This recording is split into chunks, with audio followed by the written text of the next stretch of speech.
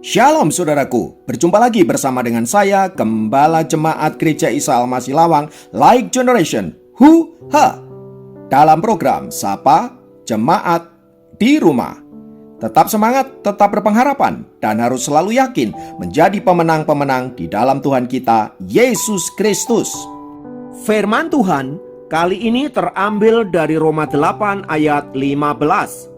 Roma 8 ayat 15 berkata, "Sebab kamu tidak menerima roh perbudakan yang membuat kamu menjadi takut lagi, tetapi kamu telah menerima roh yang menjadikan kamu anak Allah. Oleh roh itu kita berseru, ya Aba, ya Bapa." Renungan kita kali ini akan berbicara tentang berani. Saudaraku, Alkitab memberitahu kita bahwa kita anak-anak Allah tidak lagi menerima roh perbudakan yang membuat kita hidup ada di dalam ketakutan.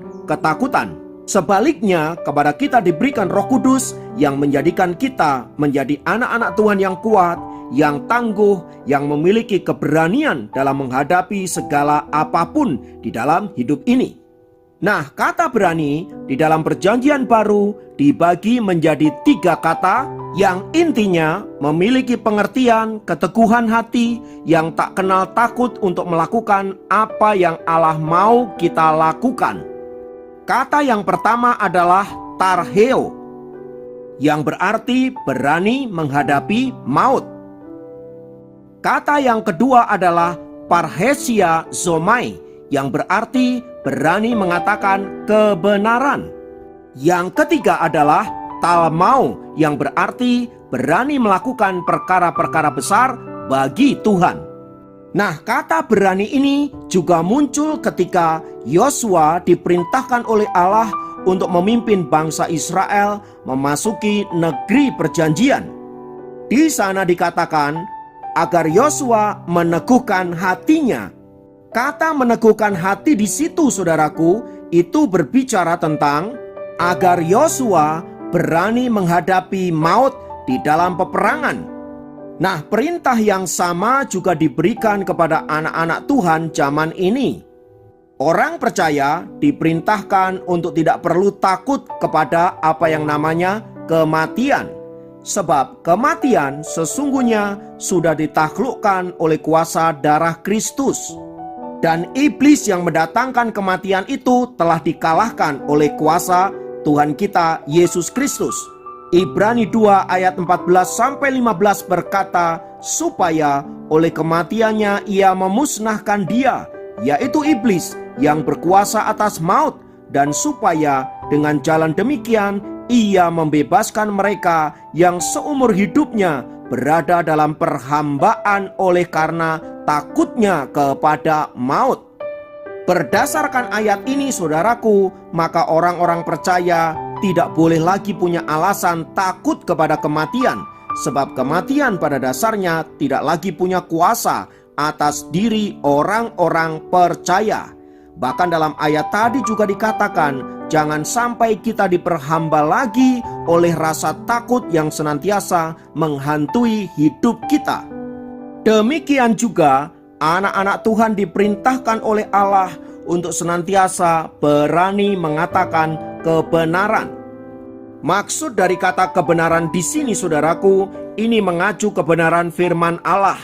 Itu artinya anak-anak Tuhan tidak perlu malu mengakui bahwa kita adalah anak-anak Allah dan bahwa kita adalah pengikut Kristus, dan bahwa kita mau hidup di dalam kebenaran Allah. Ingatlah, Tuhan pernah berkata, apabila engkau malu mengakui aku di depan manusia, maka aku juga malu mengakui engkau di hadapan Bapakku yang di sorga. Sayangnya, ada begitu banyak anak-anak Tuhan yang malu mengakui identitasnya sebagai anak-anak kerajaan, malu mengakui sebagai Kristen, malu mengakui kalau kita harus hidup takut akan Tuhan, takut dicap sok rohani dan lain sebagainya, dan malu bersaksi tentang kebaikan-kebaikan Tuhan, terutama kepada mereka yang belum mengenal nama Tuhan Yesus. Tetapi melalui firman Tuhan kali ini, saudaraku, kita diingatkan untuk kita menjadi anak-anak Tuhan yang berani mengatakan kebenaran, yaitu firman Allah. Sebab tidak ada kebenaran lain selain daripada Yesus Kristus yang adalah firman itu.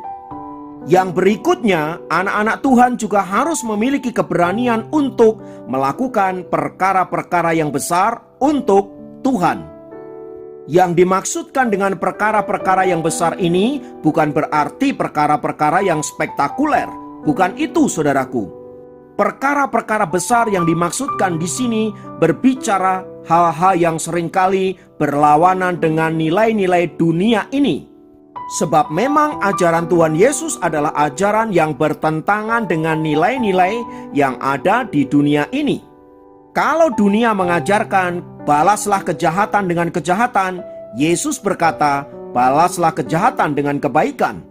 Kalau dunia mengajarkan mengasihi orang-orang yang mengasihi kita, Yesus mengajarkan kasihilah orang-orang yang menganiaya kamu dan berdoalah untuk mereka yang berbuat jahat kepada kamu.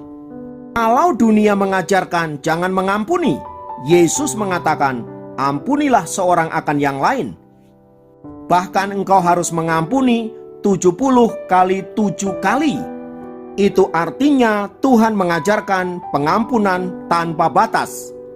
Dan masih banyak lagi perintah-perintah Tuhan kita yang bertentangan dengan nilai-nilai dunia ini.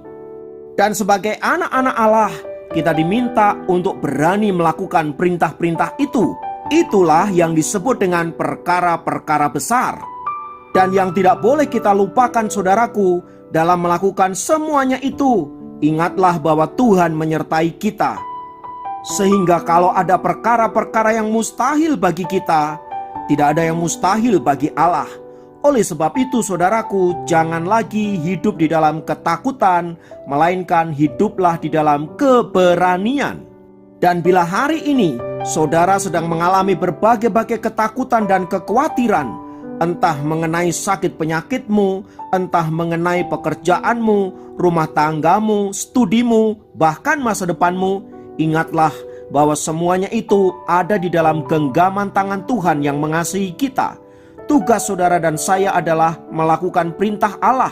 Selebihnya Allah lah yang akan menyertai kita dan yang akan memberkati hidup kita sedemikian rupa, supaya olehnya kita dapat bersaksi bahwa Tuhan yang kita sembah adalah Tuhan yang hidup, Tuhan yang dahsyat, Tuhan yang senantiasa memelihara hidup kita.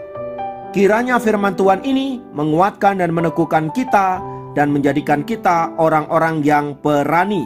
Tuhan memberkati, mari kita berdoa. Tuhan, terima kasih untuk kebenaran firman-Mu yang menolong kami untuk senantiasa memiliki keberanian untuk melakukan hal-hal yang benar, untuk melakukan hal-hal yang luar biasa bersama dengan Tuhan. Kiranya Roh Kudus senantiasa menolong kami agar firman Tuhan ini dapat kami praktekkan dalam hidup kami sehari-hari. Terima kasih Bapakku, terpujilah nama-Mu kekal selamanya. Dalam nama Yesus kami berdoa, haleluya, amin. Demikian program Sapa Jemaat kali ini. Sampai jumpa dalam program Sapa Jemaat yang lain. Tuhan Yesus memberkati.